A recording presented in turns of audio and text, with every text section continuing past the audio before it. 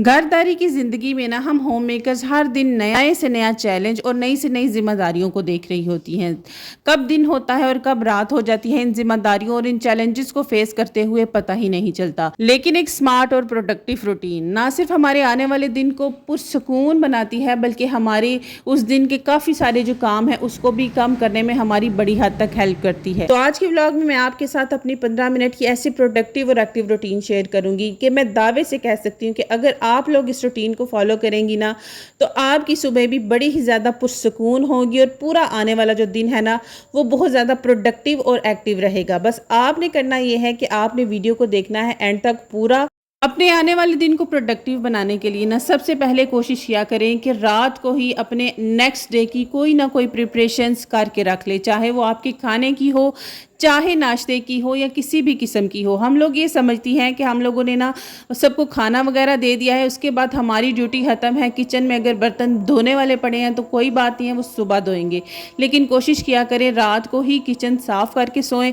इसका एक तो सबसे बड़ा फ़ायदा ये है कि इससे कॉकरोचेज़ नहीं आते। दूसरा, अगर इस्लामिक पॉइंट ऑफ व्यू से देखा जाए तो रात को किचन में बर्तन जो पड़े हुए होंगे उनके ऊपर शैतान मुँह मारता है, जो बेबरकती की अलामत है। इसलिए किचन में ना आपने बर्तन रात को लाजमी साफ़ करके सोना है। अच्छा, बर्तन यहाँ पर ना मैं सारे धो चुकी थी। मैंने कहा अब क्यों हर दिन एक ही चीज़ आपको दिखाई जाए कि जी हम शाम के टाइम पे बर्तन धो रहे हैं, किचन में मैं ये चीज़ें समेट रही हूँ। ये सारे काम हम लोग करती हैं, लेकिन कुछ इसके अलावा भी काम होते हैं जो हम अगर रात के टाइम पे ही कर लेंगे ना, तो हमारी आने वाले दिन में ये जो छोटे छोटे से चैलेंजेस हैं या ये छोटे छोटे से ये जो काम है ना, ये हमारे दिन को आसान बनाएंगे। यहाँ पर कुछ सब्जियाँ आई हुई थी, उनको अपनी जगह पर रखना था, यानी यूँ कह लें कि ठिकाने लगाना था। बस उनको ठिकाने लगाया। उसके बाद ना ये जो स्पाइस जार्स है ना, इनको पूरा महीना हो चुका था और पूरे महीने में ऑनेस्ट बताऊं तो मैं हर महीने में इस महीने के स्टार्ट पे ही इनको वॉश करती हूँ। और ना इनको वॉश करने का टाइम आया हुआ था, तो मैंने कहा चलो अभी किचन साफ़ कर ही रही हूँ, बच्चों के लिए सुबह नाश्ते के लिए जो है आलू बॉयल करके रख ली हूँ, क्योंकि उनकी फरमाइश थी हमने आलू वाले पराठे खाने हैं। तो मैंने कहा चलो साथ साथ मेरा ये काम भी होता है। किचन तो मैंने ऑलरेडी क्लीन कर ही दिया है, तो क्यों है मैं अपने छोटे छोटे से ऐसे काम हैं जिनको मैं कर लूँ। लेकिन आप यकीन करें, मैंने पूरा दिन अपने घर में सैलून में इतना काम था मेरा माशाल्लाह से आज के दिन, कि मुझे बिल्कुल फुर्सत नहीं थी घर का कोई काम करने का। लेकिन फिर भी मैंने किसी तरीके से घर के कामों को मैनेज किया और साथ ही साथ रात को मैंने कहा कि नहीं, मैं लेट गई थी। लिटरली यकीन करें, यहाँ पर टाइम जो है वो 10 बज चुके हैं, मैं लेट गई थी। मैंने कहा था चलो आज छोड़ ही देती हूँ, नहीं बर्तन धोती। लेकिन फिर मैंने कहा नहीं, अगर मैं लोगों को ये बात बोलती हूँ कि आप अपना किचन रात को साफ़ करके सोएं, तो अगर कोई मेरी बात सुन के अगर किचन साफ़ करेगा, तो अगर मेरे घर में ही मैं खुद देखूँ तो मुझे क्या फ़ायदा लोगों को अपने लिए एग्जाम्पल देने का। तो इसलिए ना मैंने कहा कि उठ जाओ ही ना और उठ के ना काम करो। यहाँ पर ना मैं सौंफ का कहवा बना रही हूँ। आज मेरे बेटे की बर्थडे भी थी, तो उसके लिए ना हम लोगों ने रात को बाइट से ही उसने कुछ कहा था, मम्मा मुझे मंगवा दे कुछ पिज़्ज़ा बर्गर, ही बच्चों को पसंद होता है। बस बच्चों को वही मंगवा के दिया ताकि वो खा लें। और मैं ना इस तरह की कोई भी चीज़ खा लूँ ना, तो मुझे ना स्टमक में पेन स्टार्ट हो जाती है। तो मैंने ना कहा कि सौंफ का कहवा बना लूँ।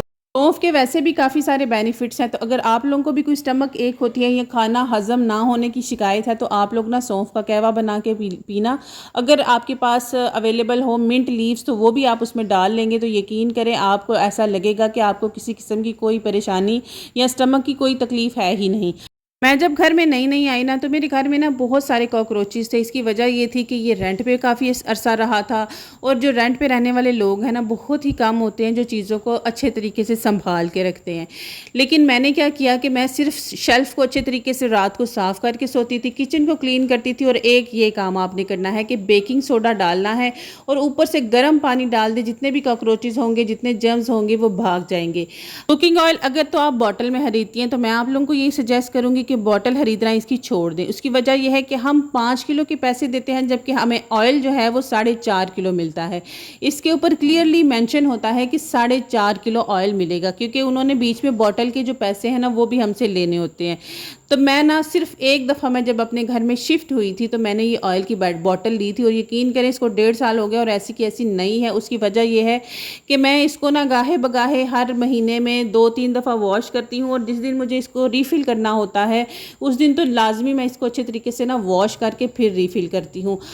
अब अगर आप ये कहें कि इस ऑयल की बॉटल को इतना संभाल के रखना या हमें बताना कि भाई ये मेरे पास 1.5 साल से पड़ी है, इसमें क्या बड़ी बात है, ये बात सिर्फ बताने का मकसद ये है कि हम छोटी छोटी चीज़ों को भी अगर संभाल के रखें ना तो उनकी शेल्फ़ लाइफ अच्छी हो जाती है। मेरी एक आदत है कि मैं हर दिन अपने किचन में ना जितना भी कूड़ा होता है उसके लिए एक टोकरी लेती हूँ और उस टोकरी में ना कोई भी शॉपिंग बैग लगा के सारा दिन किचन का कचरा उसमें डालती हूँ और इस कूड़े वाले शॉपर को मैं गिरा लगाती हूँ अच्छे तरीके से और फिर डस्टबिन में डालती हूँ ताकि कोई कीड़ा मकोड़ा भी इनमें मुंह ना डाल सके। ऐसा करने से आपके डस्टबिन हमेशा साफ सुथरे रहेंगे। अब यहाँ पर मेरा किचन माशाल्लाह से सारा नीट एंड क्लीन हो गया है और यकीन करें सिर्फ 15 मिनट लगे थे और 15 मिनट में मैंने अपने बर्तन भी धोए और किचन के 1000 काम थे जो मैंने छोटे छोटे वो भी किए। नेक्स्ट मॉर्निंग बच्चों को नाश्ता वगैरह दे लेने के बाद सुबह के जो घर के काम है ना वो मैं बच्चों के सोए सोए ही कर लेती हूँ।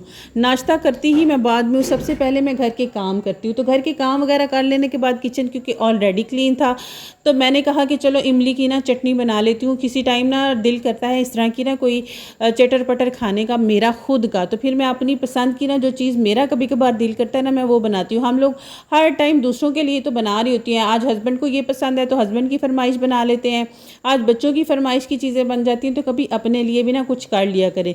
तो मुझे ना इस तरह की चीज़ें जो हैं वो पसंद है। इमली की चटनी में ना आपने ये देखना है कि इमली कितनी ज़्यादा खट्टी है। अगर तो बहुत ज़्यादा खट्टी है ना तो गुड़ की मिकदार आपने ज़्यादा रखनी है।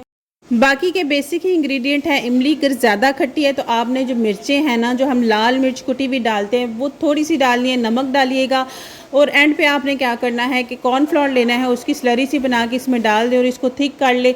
यहाँ पर जब तक मैंने कहा इमली बन रही है मैं ना क्यों ना साथ ही नाश्ते के जो बर्तन हैं ना उनको वॉश कर लूँ। घर के कामों को स्मूथ चलाने के लिए ना मल्टीटास्किंग सबसे ज़्यादा इंपॉर्टेंट है, इसलिए ना जितना हो सके मल्टीटास्किंग होकर सोचा करें और अपने टाइम को ना प्रॉपर यूज़ किया करें। आज लंच में मैंने बनाना था यहनी का पुलाव। यहनी का पुलाव बनाने के लिए ना मीट मैंने सुबह के टाइम पर ही निकाल के रख दिया था ताकि वो नेचुरली डिफ्रॉस्ट हो।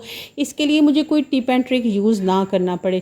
जिस दिन भी आपने मीट बनाना हो आप कोशिश किया करें कि मीट को ना नेचुरली डिफ्रॉस्ट होने दें, ना कि उसमें जो हमने काफ़ी सारे टिप्स देखते हैं कि पानी के अंदर सिरका डाल के और नमक डाल के उसमें डालें और वो 10 मिनट में डिफ्रॉस्ट हो जाएगा। 10 मिनट में पहली तो वो बात है कि वो डिफ्रॉस्ट होता नहीं है। दूसरी बात आपके मीट का जो टेस्ट है ना वो चेंज हो जाता है। ख़ास तौर पे जो अगर मोटा गोश्त है अगर आप उसको डिफ्रॉस्ट करना चाह रही हैं उसका टेस्ट तो 100% चेंज हो जाता है। आप ये चीज़ आजमा के देखिएगा। मैंने ना आजमा के देखी है इसलिए मैं ना इसको नेचुरली ही डिफ्रॉस्ट करना पसंद करती हूँ। मैंने कभी भी इसको ना पानी में डाल के या किसी भी तरीके से इसको डिफ्रॉस्ट करने की ना कोशिश नहीं की। तो मेरी प्यारी प्यारी बहनों, अगर आपको मेरी वीडियो इंटरेस्टिंग लगी है, थोड़ी सी भी मोटिवेटेड लगी है आपको, अगर मेरी बातें अच्छी लगी हैं तो प्लीज़ मेरे चैनल को सब्सक्राइब, वीडियो को लाइक और शेयर करना मत भूलिएगा। दुआओं में याद रखिएगा।